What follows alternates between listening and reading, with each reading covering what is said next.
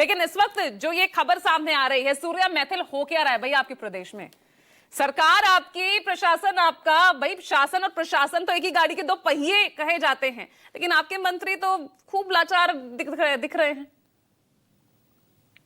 धन्यवाद पूजा जी, पहले तो आपको और पूरे देश को भारत माता की जय।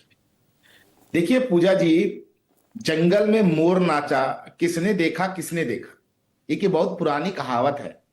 और वही कहावत ये जो सस्पेंशन है एससी मिस्टर प्रशांत सिंह का, इससे रिलेटेड है।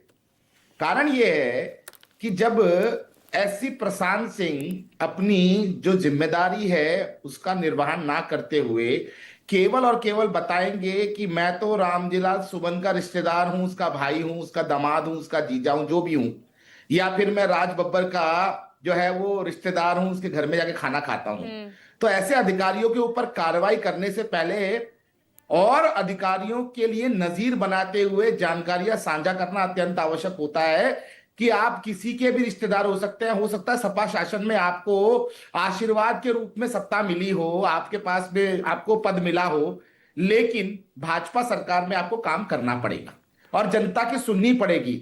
और उपभोक्ता देवो भव के साथ में जनता भी देवो भव, ये हमारा स्लोगन है।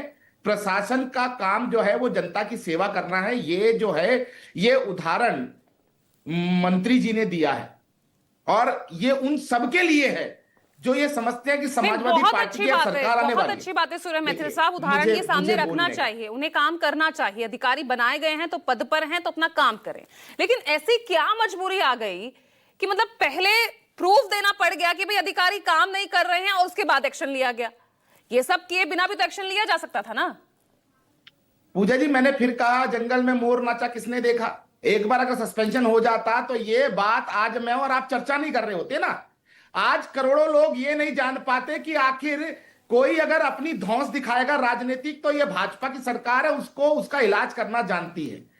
और ये वो टाइम नहीं है सरकार का कि जो कि आप एक राजनीतिक पहुंच दिखाकर अपनी मनमानी चला लेंगे। हाँ। और इसलिए मंत्री जी ने उसको सस्पेंड भी किया, लेकिन उससे पहले बता भी दिया कि भैया अगर आप राजनीति करेंगे तो आपका इलाज किया जाएगा। आर्य सूर्या जी, राजीव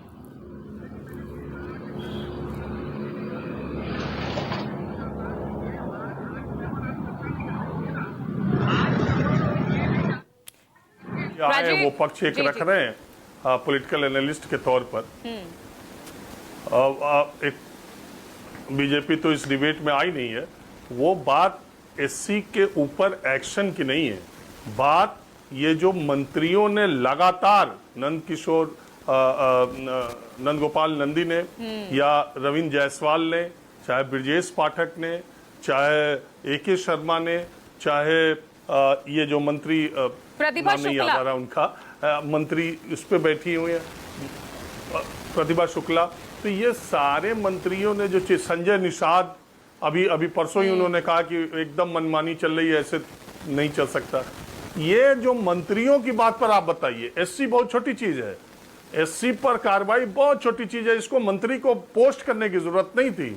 मंत्री इस पर कार्रवाई करने के लिए किसी को बताने की जरूरत नहीं थी। ये एक फोन का काम है मंत्री के लिए। अगर अनुशासनहीनता या कर्तव्य में लापरवाही है तो वो एक्शन लेने के, उसके लिए पहले माहौल बनाना फिर एक्शन लेने की जरूरत नहीं है।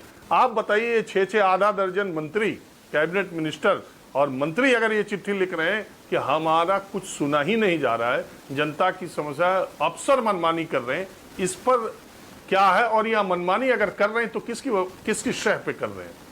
बोलिए सूर्य मैथिल जी। धन्यवाद। आज राजीव जी ने पहली बार मुझसे डायरेक्टली प्रश्न किया है, बहुत अच्छा लगा मुझको।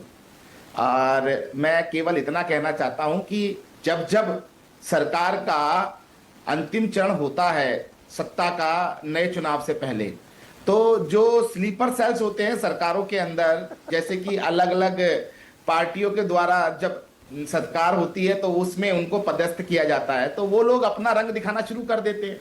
हम हर जगह देखते हैं कि जो अधिकारी होते हैं वो धीरे धीरे से चीजों को बदलना शुरू कर देते हैं, लेकिन उसके ऊपर लगाम लगाने का काम सरकार का है, वो सरकार कर रही है। आप देखिए ना जिस प्रकार से आज आपने नई बात बताई कि पार्टियों में भी कुछ स्लीपर सेल होते हैं। ठीक है, एक बार मैं मानस के पास जाऊंगी। मानस,